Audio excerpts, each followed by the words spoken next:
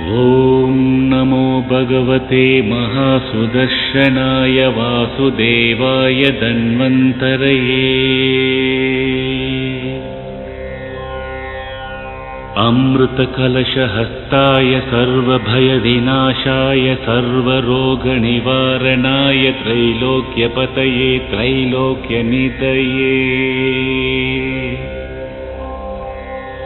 श्रीमहाविष्णुस्वरूप श्रीधन्वन्तरिस्वरूप श्री श्री श्री औषधचक्रनारायणाय स्वाहा।